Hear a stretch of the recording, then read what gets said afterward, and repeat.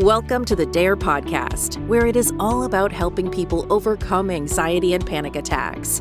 The DARE app has over 1 million downloads and is free to download at dareresponse.com. Now, without further ado, here is the DARE podcast. Hello, everyone. Hello. Hi. My name is Michelle Cavanaugh. I'm one of the coaches here at DARE. We'll be going through these lists of pre-submitted questions. If your question is not read, we will try and get to it on the next call. There's a good chance some version of your question has been answered in the calls from the past. So feel free to see the saved versions that are on our podcast, and these will be uploaded on our app. And here comes my friend Aida. Hello. Hello, Michelle. Good to see you. How are you? Good. And you? Good. Good to be back. Now a few questions a day. So, shall we head right in? Let's do it. Let's do it. Great. Okay. Let me start. How can I stop my legs feeling like jelly and head spin when somebody talks to me? I feel I have to escape as quickly as I can. It feels like this when I'm out socializing as well. And I want you to notice, guys, how can I stop my legs feeling like jelly and head spin? Michelle would say. Who in the chat who has been on these webinars before? What's the answer? Yeah, that's great. I think we want to start having our don't stop it. Thank you, Michelle. Yep. Why? Bring it on. Be nice to work in, since we can't hear you. I mean, usually when we run group calls, we would have everybody else popping in and chatting. But let them be jelly. It's not about the jelly legs. It's about your response. Oh, good one, Heather. Yeah. That's how can I stop? Now, again, we're reading this first question. Are we going to get to all of these questions? No. But if you have a question on how can I stop blank? How can I get rid of blank? If this happens to be jelly legs, how do I stop experiencing what I'm experiencing right now? If your action doesn't change what is, it's your fight of what is that's more of the problem than what is, which was basically my post from today. How can I stop my legs from feeling jelly? Like you guys said, you can't. You can't. I feel like I have to escape as quickly as I can. It feels like this when I am out socializing as well, right? So if you want to be diagnostic, sounds like social anxiety, or call it a phobia, or call it whatever has triggered your alarm when you're out. You might feel some version of trapped. I'm stuck in a conversation. That jelly legs, that's how it feels when you have that rush of adrenaline. And all of this is to not turn it off. It's to send the message of safety. I am here. I am safe right now. And what my body is doing is safe. The situation is safe.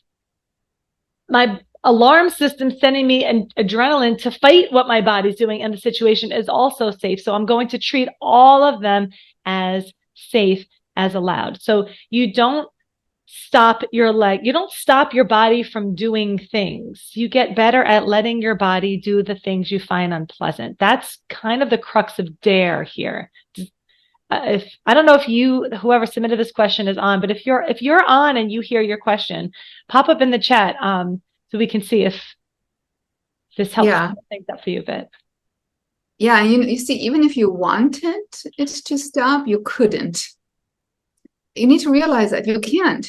No matter how hard you try, no matter what tools you use, no matter how much you analyze this, you just can't. Same as you can't just change, let's say, the pH level of your blood, or how fast or slow your digestion is working at the moment. You can't. Thank God you can't. No kidding. This is your fight or flight response. So I'd rather, in your case, look at what is my interpretation of the situation. So if I meet somebody and I notice those sensations, what most probably is going on is that you either fear, let's say, being judged by others, saying something wrong, or you just don't like the feeling of being sensitized and having sensations. And then those become the trigger. They just have latched onto a social situation, right? So your body is doing the right thing. you have deemed something as dangerous. There's a label either on other people, on judgment, or your fear response, your stress response. And that is the trigger now. So it's sending your energy to help you fight the perceived threat. And the only way, it's a misfire. Look at it this way. It's just a misfire. And you are now like a parent who's teaching the child, look, you can cry all you want, but this is safe. Child won't believe you until you show the child. If you're an owner of a puppy, the post guy will ring the bell. The puppy's going to go crazy. And it's not going to stop just because you say, it's okay, it's the post guy. It's not going to stop. You have to show with your behavior, look, it's okay. And it's the same way you retrain your emotional brain to not fire in situations that are not dangerous. So don't worry about the jelly legs so much. It's just a sensation that, yes, might be unpleasant, but this is not the core problem that you're dealing with.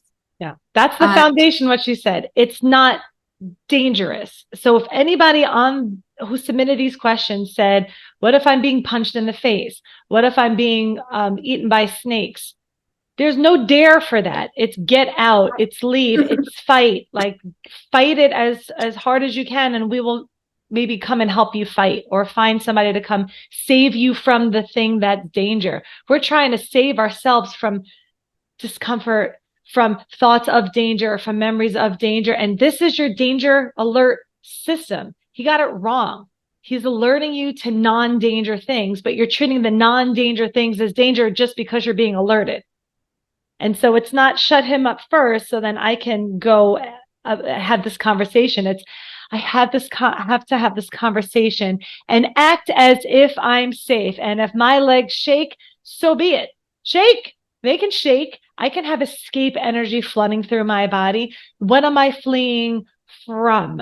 This person? Why are they harming me? If they are, use useful escape energy to flee from danger. You don't flee just because you have escape energy. Here's the easier said than done part, right? But that's just trying to keep it simple there, because then then it's kind of like you positively reinforce this guy by, he's like, oh my gosh, here's some escape energy to escape or to survive through the situation. And if you engage in survival behaviors, this guy will keep sending you survival energy the next time and the next time and the next time, because he thinks he did a great job by alerting you to wherever it is that you are. Yeah, and just so you know, it's a good thing if your legs feel like jelly. It means your stress response is working, and that is just adrenaline floating through your body, preparing your muscles to actually become active. Okay, so it feels like your legs they won't support you, but actually the contrary is true. So just a little bit of reassurance here. Good. The next up kind of ties carries along from the first one. It's a little long. I quite often get a feeling where I feel like I need to eat now! Like 9 exclamation points in capital NOW. Okay. Follow along, everyone in the chat, to how these questions are worded. You know, we're both very particular with wording. I get a feeling where I feel like I need to eat now already. I've only read one sentence, and I think people who have been on these webinars enough times can kind of hear already what's happening there. I go shaky, clammy, have jelly legs. Here we go again, jelly legs.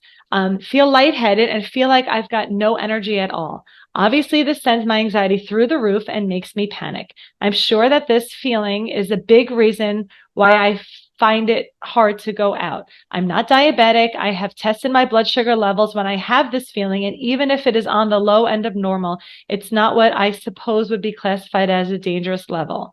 Thank you.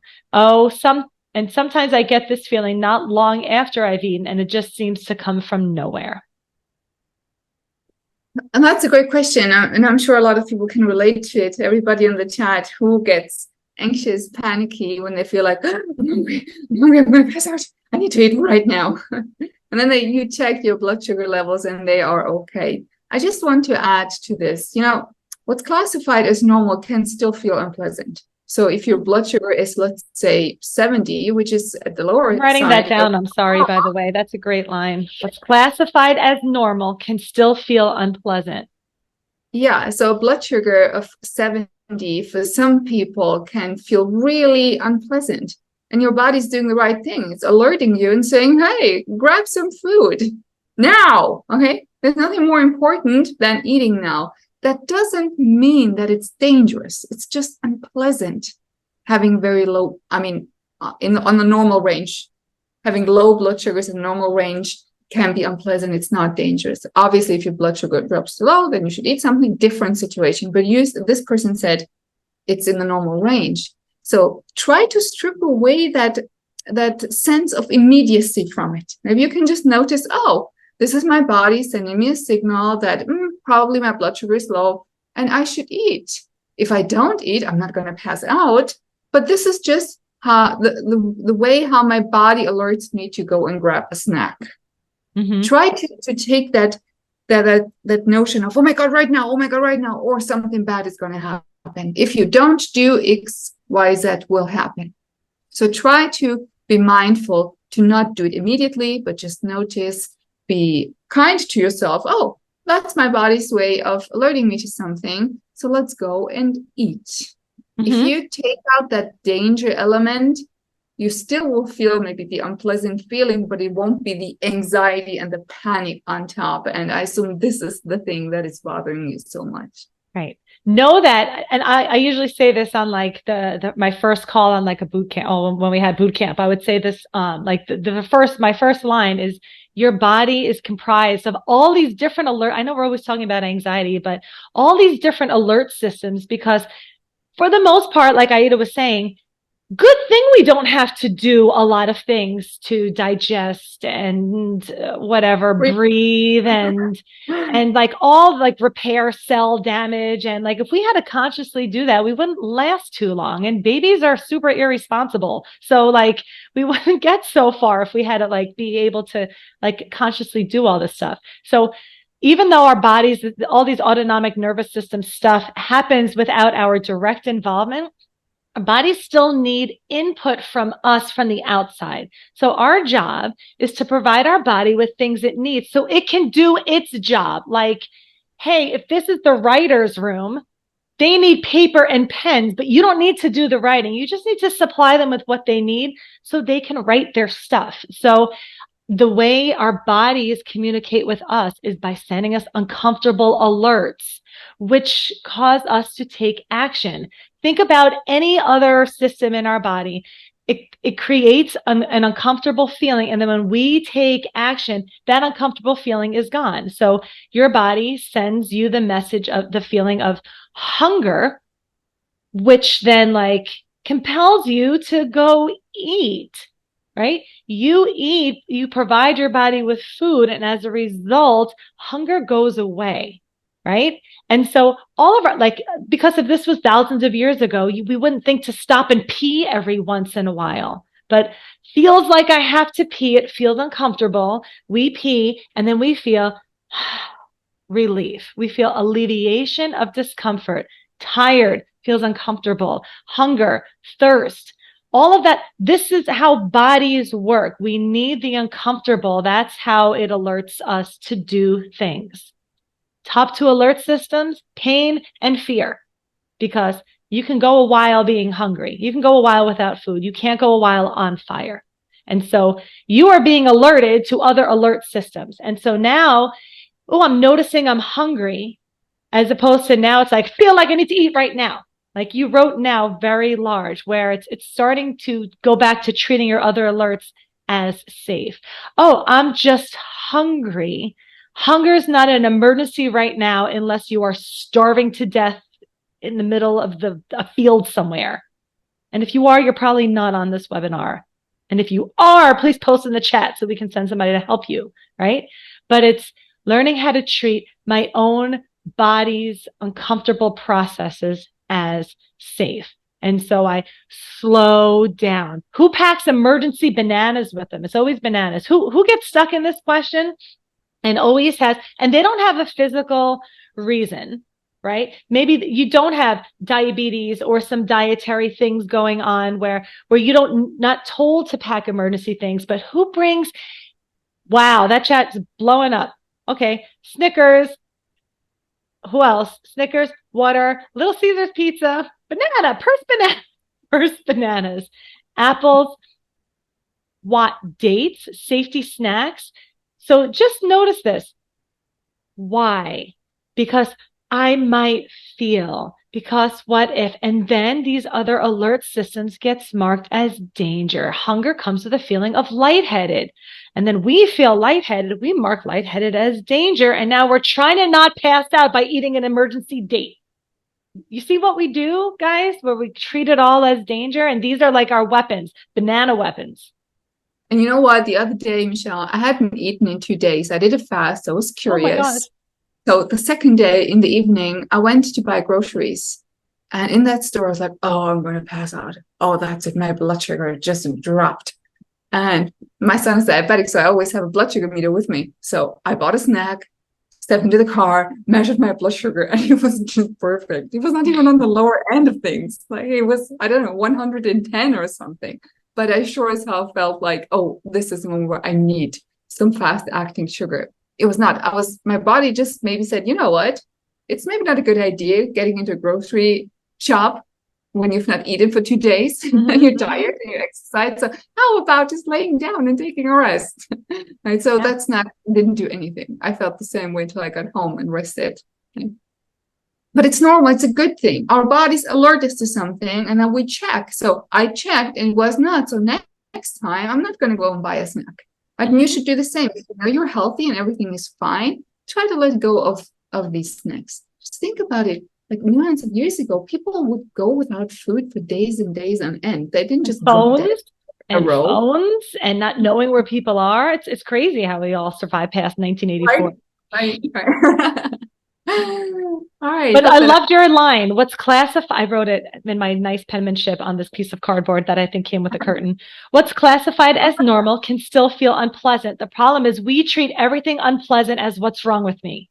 Yes. Oh my gosh, here's this feeling. What's wrong? Here's this feeling. And we catastrophize it. We hook it to a worst case scenario, or we hook it to forever, or it's a sign of anxiety. And that means my problem's still not resolved because when I feel basically good, go back to old me and feel good is when I'm fine. And so every fluctuation of discomfort is still a reminder of not fine. I still have a problem.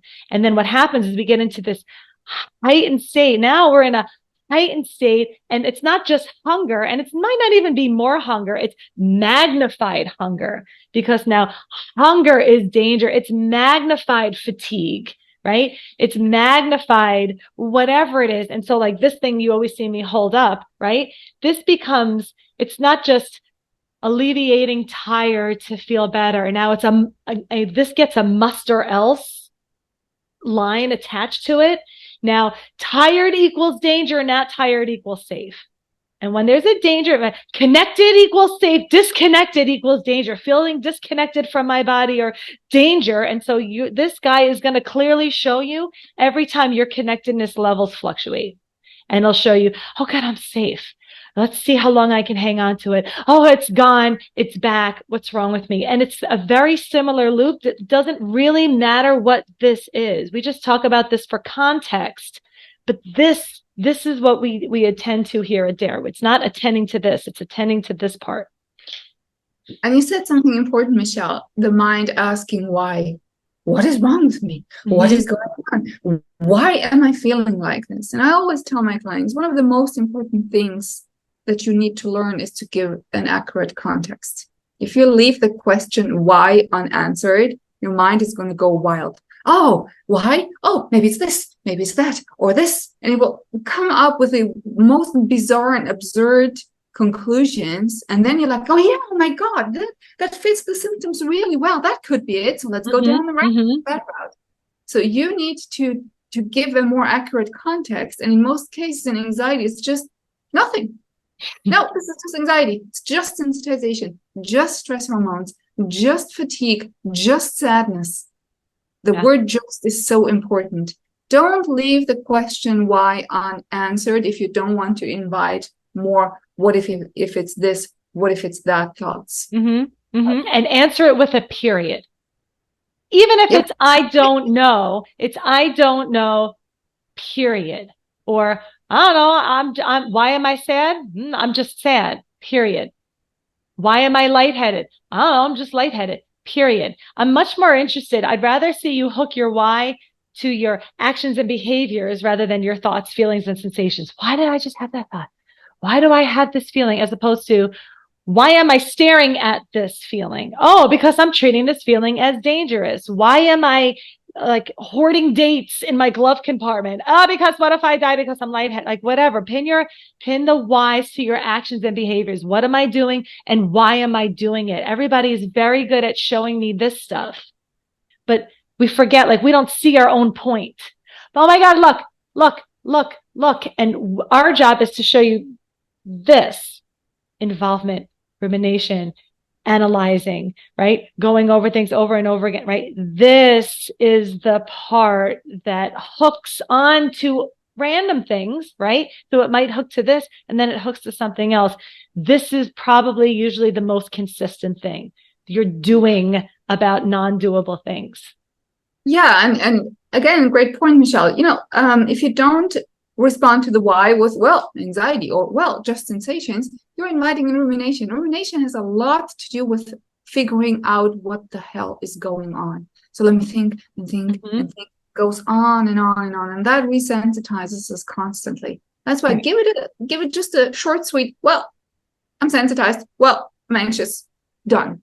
And then move. Right. Because that's not problem solving. If you're like, oh, why is the car making that noise? And you're investigating different parts, like rumination is endless, because if you really don't know why, you're just going to try and guess why with your brain. Like, is it a wrinkly vagus nerve? Is it my vitamins? Is it trauma? Is it this? But that action of sitting and staying latched in the thing is the problem, not the thing. And this is the disorder, not the thing that showed up.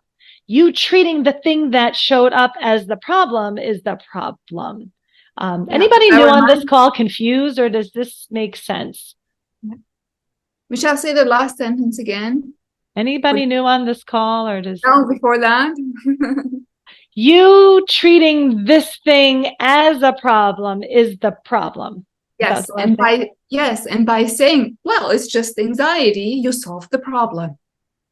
It's just anxiety. Problem solved. No need to go and think about and analyze and go back into your childhood traumas and your grandparents' traumas to figure out what is going on. I have anxiety. I don't like the feeling. Part of me really wants to get rid of it and resist it. My impulses tell me to do so. And I must treat this as irrelevant, because now I act kind of like a teacher. I'm retraining my emotional brain. But it's hard because we're both things at the same time, right? We are patient and therapist. And we are child and parent and dog and owner. and those impulses come from our emotional brain. But our rational brain tells us, no, listen, this is just a misfire. But it's this back and forth between, oh, it's itching, and don't itch, don't scratch, oh, don't do it, until you get better at that. But this is why it's hard, because both things happen at the same time. But you get better and better at distancing yourself from your emotional impulses. And this is when things get easier. But just accept that for a while, during this retraining process, it's just tough. Yeah, and I want to answer something. Somebody posted something in the chat, Colleen. It's a great question. It comes up on every call. I just want to, not really a quick, it could get a more detailed answer, but just to quickly acknowledge this question. What about true medical conditions that cause us anxiety and panic? Remember, a feeling of anxiety and a whoosh of panic is not the same thing as an anxiety disorder and panic disorder, right? A medical condition, something may have your body create more anxiety, release more stress hormones. Just like a side effect of some medication may be dry mouth. Like view that as like, oh, I might get adrenaline release at the wrong time, which would be a panic attack, which could be from a medication or from hormones or from a medical condition. And so that context, which we always say on the calls, see if there's something physiological going on that's hitting that, oh shit, adrenaline release button for no particular reason, right? It's just whoosh, whoosh, whoosh, right? And there very well may be. The disorder is exactly what we're talking about here.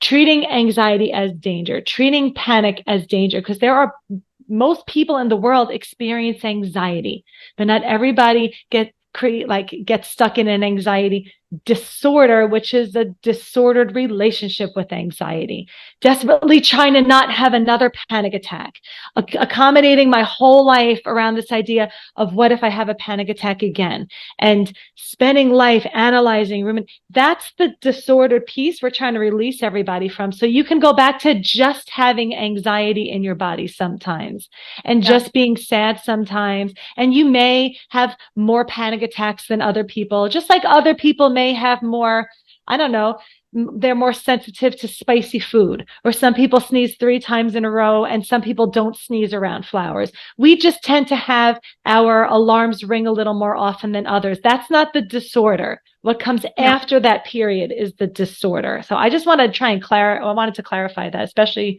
for all the new people on here. Yeah, and Michelle, yesterday I had a proper adrenaline moment. I was watching a random video on YouTube where a guy it was so funny. He's like, did you ever think about what goes on in your dishwasher? Like, how does the dishwasher clean your dishes? And I was like, yeah, I thought about that. That's really interesting. There's another weirdo out there who thinks like that. And then he's like, well, you're about to find out. So he took his GoPro cam, put it in a Ziploc bag, and put it in the dishwasher and turned it on. And it was so weird because the moment the door closed and the water started flooding the dishwasher, my mind went like, it would be so horrible to be in a dishwasher. In there. My body was like, whoosh. Like, oh my God. Right, so we get this too. Is that the anxiety disorder? No, it's not. It's just a very, very weird, I admit, thought. Just normal human things. Human things. By the way, the dishwasher always ends up with that one random spoon that looks like it's been through the 7th layer of hell. And you're like, how the hell did everything else get clean? And this one has cilantro on it. We didn't even eat cilantro, right? There's always one that gets so disgusting and everything else is clean. And you're supposed to trust the process, right? Exactly. Tangential, but. Right. So normal people without an anxiety disorder, we get those wishes too. That means, oh, perfect. Our stress response is working really well. See that comment? That is the disordered spoon, Valentina. All right, let's move on to another question. You can't unhear this now, Michelle. Now you're going to think about the dishwasher next time. Now I want to see the dishwasher. I'll send you the video. Quite interesting. Okay. I can't stop using crutches. I always bring water with me when I'm driving, even to the coffee shop a few miles away. When I drive anywhere alone, I have a tote bag with Cavanaugh, granola bars, etc. I always bring. Again, if it's a short errand close to home, I don't even use anything from it. I just get very anxious, even as I'm getting ready to leave, the thought of not having it. Yeah, I think the question is much longer, but I think everybody understands what the point of the question is. How do we let go of crutches? Why do we use them? And what purpose do they serve? And how can we let go of them? Because obviously, the person asking this question is very aware that those are not doing anything. Mm-hmm. But it's like, it's so hard to let them go, right?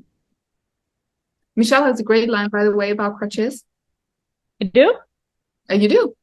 Use your crutches. Oh, the first time, the best way to stop using crutches is to start using them willingly. That was a good line. Right about that. Yeah. And so again, that seems counterintuitive to all this, but your first line is, I can't stop using crutches. And so guess what? In our template, crutches becomes the thing I must beat, the monster I must slay. And when I don't, I'm assuming there's some sort of negative dialogue going on in your head. What's wrong with you? Why can't you just leave the granola bar at home? Like, you'll never be free of this until you're granola free, must or else. And then crutches become labeled must or else too.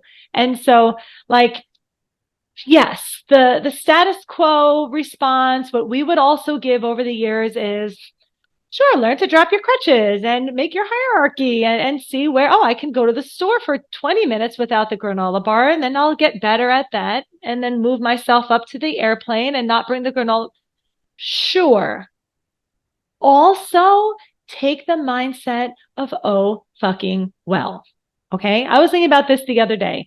What if you end up living to like 103 years old, and you're that little old lady or that little old man who flew around the world and met with world leaders and helped starving children and lived a beautiful life, but they always had a granola bar with them. So fucking what? Who cares when the pressure of I'm only fully recovered when I'm doing it perfect all the time? Drop that. That pressure, that expectation of perfection is more of the problem than the granola bar. So take it willingly when the importance of it being there. The goal of all of this, including DARE, is to be in life as much as you can. Do life, live life. So you bring a granola bar with you. If your mindset is so fucking what? I bring a granola bar with me. Fuck it. I'm going anyway. I'm going to Spain with a granola bar. Great. I'm going to Spain. Period. And then the importance, then all this other stuff, we get so stuck in our head trying to micromanage this recovery. That becomes like our desperation to recover becomes what keeps us stuck. You know? Yeah. It makes so much sense. And I love how you pointed that out, Michelle, with the pressure we put on ourselves, right? Yeah. I'm sure, like I would have to think, but I sure as hell know I don't like MRI scans. And if they're going to ask me if I want to have a Xanax, I'll happily take it. I don't need to be calm in an MRI. I just don't like it. It's just not a nice feeling in there. Same, we went to roller coaster park again with my family. I was crushing my son's little hand, because I was so afraid, holding on for dear life onto him. Like he could save me, could he? No, he should have done that with me, right? It was vice versa. But I was in a roller coaster park and we had fun, right? And I go to the MRI scans. I don't take the Xanax because they don't offer. But if they would, I would take it. But it's just hell in there. Because what's wrong with alleviation of discomfort when it's just with that contact? That's not a disorder. Yeah. If Aida has a panic attack in an MRI, that's not now my anxiety disorder is back. I'm never going to get over it. That's the disorder, not as opposed to, everybody has freaking panic attacks in MRI machines because I feel trapped, and it elicits a feeling, a whoosh. The whoosh is not the disorder. It's not. And so we're not looking for final elimination of anxiety. And every time I feel anxious, it's still a sign that I have an anxiety disorder. It's like a square is always a rectangle, but a rectangle isn't always a square. Every time you feel anxiety is not an anxiety disorder. It's going back to allowing your body to feel anxiety at the times that it does. Right. So allow yourself to not be perfect. And congratulations on being human. You will always have something that scares you. It's just part of being human and being alive. Michelle, what's your kryptonite? Do you get any? Do you have any situational things that your body labels as danger and sends you wishes? Is there anything? Trapped. It's always trapped. It's without. I always had water because that was always my stomach. And I have water now just because I talk a lot and I'm thirsty. But like it's always trapped or a stomach thing, and sometimes it'll be like trapped in the backseat of a car or somewhere where I can't get out, and something that will trigger that old association of What if I feel like I have to leave? What if I feel like I'm going to get sick? Again, logically, I don't give two shits about it. The front of my brain is like, fucking cares. The back of my brain is like, we sure the hell do. Hello, right. We do. Yeah. So it's like, but who cares? But we do. And it's like, so what? That might always just be my association. And that's what I tell people too. I'm not fully recovered. I freaking hate that word too. Hate it because it's got this medical, I think we talked about this on the last webinar. It's got this like medical connotation to it, as if like the disease is gone means I'm recovered, but we associate the feeling of anxiety with the disease. And as long as anxiety is gone, I'm free, or I'm doing it all perfect. Like the last line of that question that came in,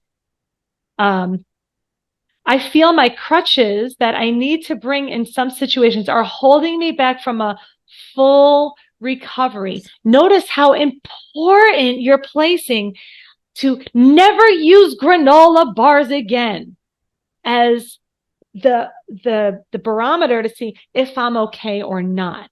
Notice how important that is. And every time I bring it, it's a sign that I still have a problem. I was thinking about this yesterday. I said, imagine we went let's say we were like super smart babies, right? And we had like our brain capacity now is like a 1-year-old. And we were writing in our baby journals and we were like, my goal is to walk. I'm going to have this goal to walk and I'm going to walk like everybody else does. Okay. And so now this baby goes from crawling and takes a few steps. They're like, I'm walking, and they fall. Now they're like, okay, all right, I'm getting there.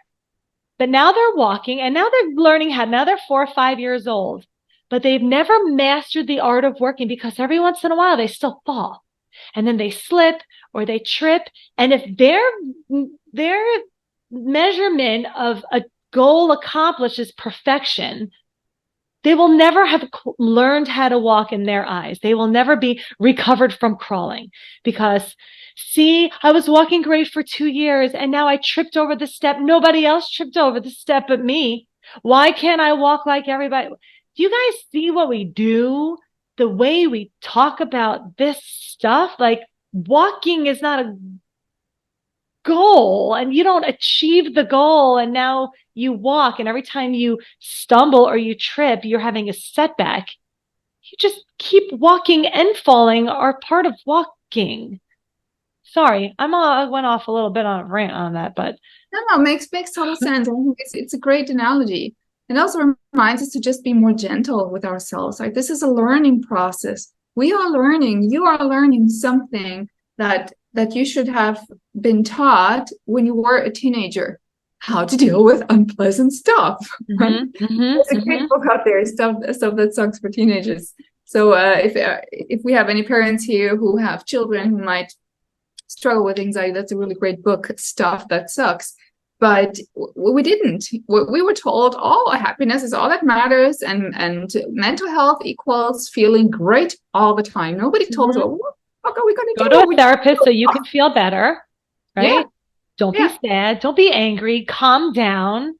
You see, it's all just, it's puts you into a fight of what is, rather than, oh, you're sad? I'll sit with you while you're sad, rather than I'll sit with you to try and get rid of your sad, you know? Exactly. And try to adopt that attitude with yourself too. You don't need to accept anxiety so it goes away. Right? Just be with yourself while you're anxious. Right? And it's a process. You know, there's so many years that you need to unlearn where you practice it differently. So it takes time. Forming new associations takes time. So be kind to yourself. And I saw a great question on the chat, Michelle, if I may just pick that up. But how do I get over my fear of heights, impulsive thought of jumping? I liked it because I was talking with my son, he's 12, the other day, about intrusive thoughts. And I shared mine and he shared his, and he said, it's every time it's the same. I step on a balcony, I get this impulse, like, oh my God, what if I jump? What if I jump? And he shared that with his friends, and his friends have the same thought, and they all laughing. Yep. And so we made this contest, right? Who has more bizarre thoughts? He's 12. Okay, no anxiety history here. So I'm pointing this out for you to see how normal it is to experience that. It's just a random block in your head. Right. But you with Why do I think that? Do I want to jump? Am I suicidal? Well, what if I would to lose control and jump? Then I would be dead. And what does this say about me? And as soon as I label the thought itself, the presence of the thought itself, I put a label on it, like a stamp, danger. Guess what? It's going to invite all its friends. Yep. Mm-hmm. What if you lose control? All the cousins show up. Now, what if I kill myself there? Well, what if I use that to kill myself? The second cousins, the third cousins, their neighbors, the dog. Mm-hmm. Absolutely everybody. So we're trying to remind you to think in patterns, not so much in specifics. What if this and this sensation and this thought and this exact diffusing phrase and this exact analogy? Forget all of that. Take an inner step back. Think in patterns. What is going on? Something unpleasant, whoosh came along, worst case scenario, and then it's my impulse, right? My fight or flight, do something, and then more sensitization. So where do I break this cycle? Either by misinterpreting it differently. Oh, that was just an intrusive thought, done.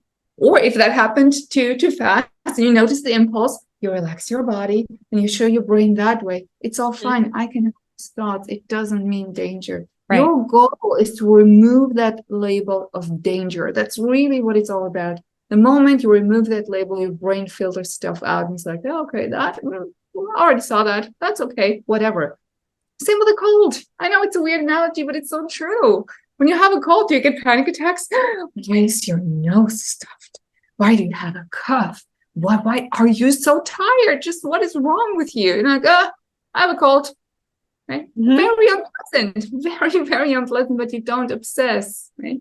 The obsession, the misinterpretation, the compulsions, the reassurance, the crutches, the story we tell ourselves. And Michelle, another great line from Michelle, tell a boring story. I use it all the time since I heard it, Michelle. It's fantastic. We're so zoomed in. And then I had this thought and it said, and it was very different from the other thought that I have that was about this. And it was not just now palpitations, but all of a sudden I got really sweaty palms. So is that a new level of crazy?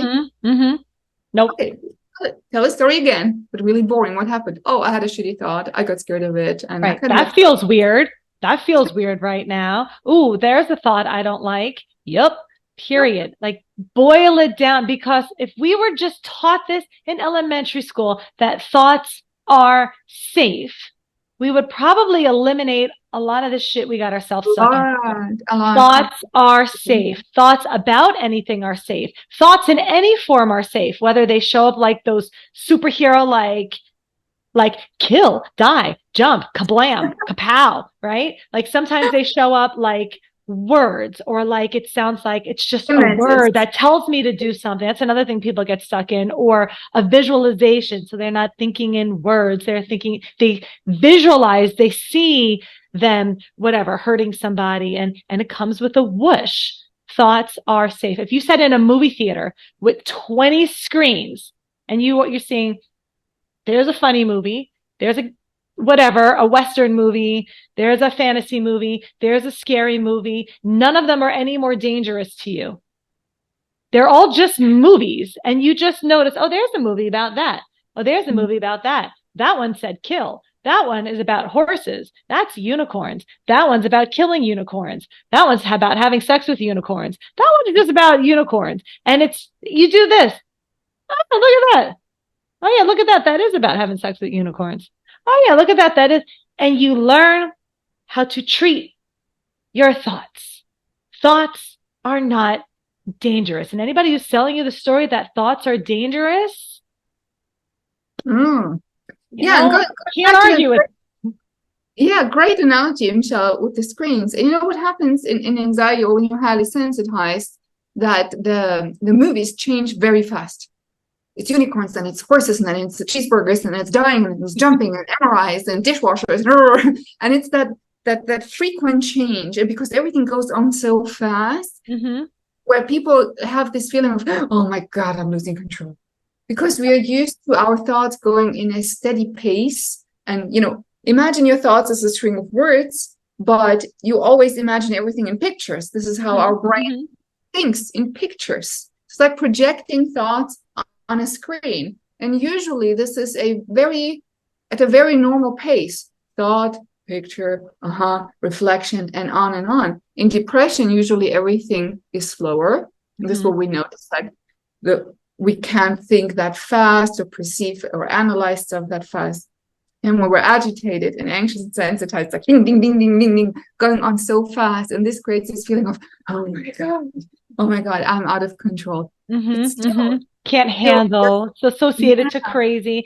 It's associated to a heightened state supposed to speed up your ability to think fast. Because if you are in the forest and a bear comes, more realistic situation. If a car is about to hit you, right? You are now your brain capacity. We're pretty freaking awesome people. We have the ability to start working on this higher level of problem solving where it's like we now notice like the distance between this car to this car. And if I went to the right, I would hit those 3 people on the, it's amazing what our bodies and brains are able to do. And it does that when there's danger. The problem is when there's no danger, now our thoughts are in a sped up speed, but there's no problem to solve. So the sped up speed of our thoughts then becomes the next identified problem because we associate it with crazy. What if I go crazy? What if I can't handle this? Is going to push me. What if I call its bluff and it calls mine and I say run towards, and it's still treating thoughts regardless of the speed of thoughts as danger. Like a long time ago, I put up a post about like somebody sitting at a parade, like people sitting at a parade and watching thoughts go by. It's like the thought parade. Okay. I said, and so whether you're sitting there watching thoughts, and another was a NASCAR race, like a car speed race. So you can sit in the stage, I can't talk today, in the bleachers and watch the cars even race around, but you're not in the road. You sit back here, and whether the cars are going slow or going fast, you are aware that the cars are going slow. You are aware that the cars are going fast, and you go, oh, wow, look how fast that car is going. Oh, I wonder if he's going to catch up to that one. Oh, wow. And you see how you treat it different, like an observer, like an interested person, the way you would look at artwork in a museum or fish in a fish tank. You would just notice what's happening rather than label it or fight it. Yeah. And just quickly to respond to somebody's comment, how can we stop thoughts or slow them down? Tell us at this point. Exactly. So could Michelle do it? Could she just get up and just get in front of the cars and say, slow down? Okay, would you please stop? That's way too fast. No, she can't. That's why she doesn't even try. And it's the same with thoughts. Don't even attempt to, and the attempt to do is actually what speeds them up. Yes, because me trying to slow down thoughts is really just me fighting my fast thoughts. Yes. Me trying to feel connected is me just fighting disconnected. So trying to feel is really you just battling the feel that's here. And so it's the battle of what's here that's the problem. There's the battle of non-battleable things. So you're trying to feel happy. You're just fighting all of the non-happies that show up. And then when I'm happy, I stop the fight. So guess where you're less anxious? When you're happy, but not because you're happy, but because you don't label happy as danger because you don't fight happy. You fight everything else. Exactly. Right. And try to create a balance again between, oh, I love happy. I love positive, but I absolutely hate this. So every time this shows up, now I need to fight. But when this shows up, everything is fine. And try to bring it to a normal, to balance. Both are equally important, equally valid, equally safe, and equally okay. You don't learn so much from happiness, do you? Right? It's the tough times and the pain and the effort and the discipline. Right? This is where you learn a lot. Here it's just chill and let me be. Right? Effort is effort and pain. I know it sounds so weird when you're in it, when somebody says, oh, the gift is in the wound, blah, blah, blah. You're like, oh no, where is it? I can't find it. But it truly will be. Learning to just be uncomfortable without becoming so reactive and overly anxious about it. It's such a gift. It's so wonderful. It toughens up your character and makes you a better person in all areas of your life. Well, that's something to look forward to. Good. Next question. I lost track. Michelle, which number are we at? Here, how can I overcome panic attacks when so listen, take what we've been saying so far, and you guys post in the comments what you would think a good answer would be for this question. And let's see, because the more you use the words we use, right, it'll be like, implementing this approach to all different scenarios. How can I overcome panic attacks when I'm alone in a deserted place? I love running in the mountains, but this year I got a terrible panic attack when I was alone, and the whole situation, says turned out to be very dangerous, but there's no context there at all. The experience has triggered agoraphobia, and I have issues to be alone since then. Thanks. Okay, so I'm going to take that question that's all the context I have. I'm going to go down two different avenues. Okay, there was actual danger and there was no actual danger, just to let people know how this works, because this is where past comes in, trauma comes in, reminders of things that were actual danger come in also, if that was the case. Okay, so let's say this person was in the mountains alone and something dangerous happened. Mind you, a panic attack is not creating a mountain slide, right? I don't know if there was some sort of danger or not. Let's say there was danger. This is what this guy shines for, to remember past actual dangers so we can screenshot that scene and show you next time you go, he's going to preemptively whoosh you. Aida, you're going by yourself? Last time you were by yourself, you almost died. We are sending you survival energy for being by yourself. Should you need to use it to survive again, what we do is we just latch right into survival because we have survival energy. Okay. Yes, this is where PTSD comes in, where there was danger, and my alarm ringing during the back then of danger helps me get through what I needed to get through. And now it's ringing at something that tripped the memory of danger. But because your alarm only rings here and you can only fight here, I'm not oversimplifying. It'll sound like I am, but I'm trying not to. PTSD is like one foot in the past while you're still in the present, and your alarm is ringing here to send you energy for something that was back there. And so now it's similar to when your alarm rings here, fighting the what ifs of the future. There's nothing fightable. There's nothing fightable anymore. So you might be alerted to past danger. If you were mugged going down this certain road, and you go down a road years from now, that red door reminds me of that danger, or that smell trips that memory, that trips this guy to send you a whoosh. It still comes back to what's happening right now. I just remembered danger. I'm safe here. So I act safe here while I remember the dangers of back there. Okay. I hope this makes sense, and you don't think I'm oversimplifying something that it's a little more complicated than that, but that's the essence of it. Now, if you're scared of how can I overcome panic attacks when I'm alone in a deserted place? Panic attacks are safe. You can have them wherever you want. Yes, absolutely. And someone posted a great comment. Where is it? I think, oh yeah, there you go. Bessie said, well, I allow them and say, come and get me then. Oh, I love this. It's such a great line. Thank you, Bessie, for commenting this. Come and get me then. All right. My anxious mind is telling me a panic attack is dangerous, although I know it is not. Again, puppy owner situation here. Okay, child parent situation. Oh my God, but this is dangerous. But you know it's not. So who are you going to listen to? What behavior are you going to show to prove to your emotional brain that this is not dangerous, although it definitely feels like it. It's supposed to feel like it. Never expect to believe your own words during a panic attack. Oh, I'm safe, that's fine. A panic attack can hurt me. It's not going to feel like that.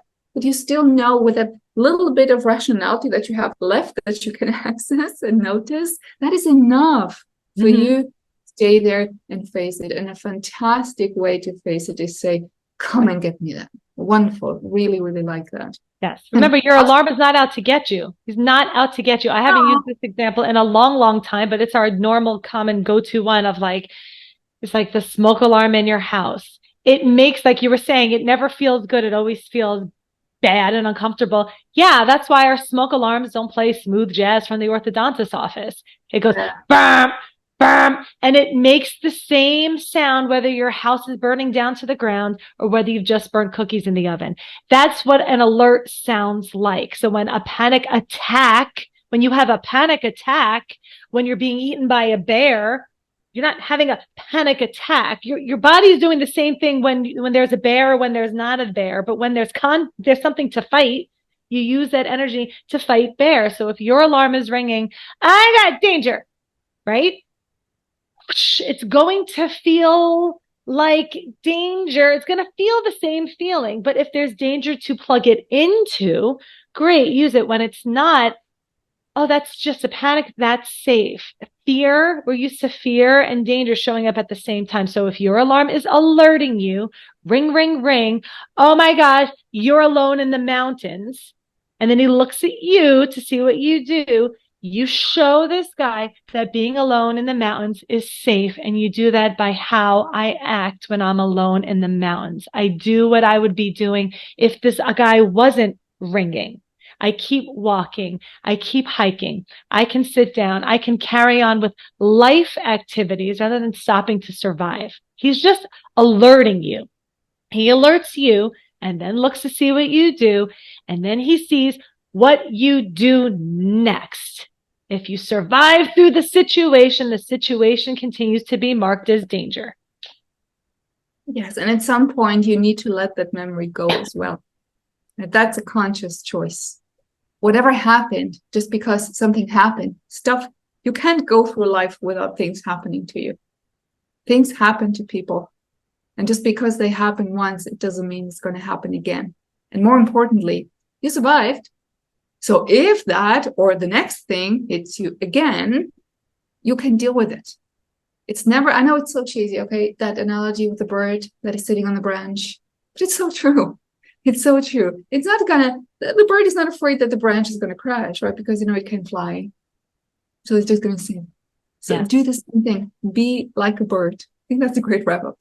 But yes, because we're not trying to get rid of your anxiety. We're not finding certainty that the bird's not going to fall. The opposite of anxiety is trust.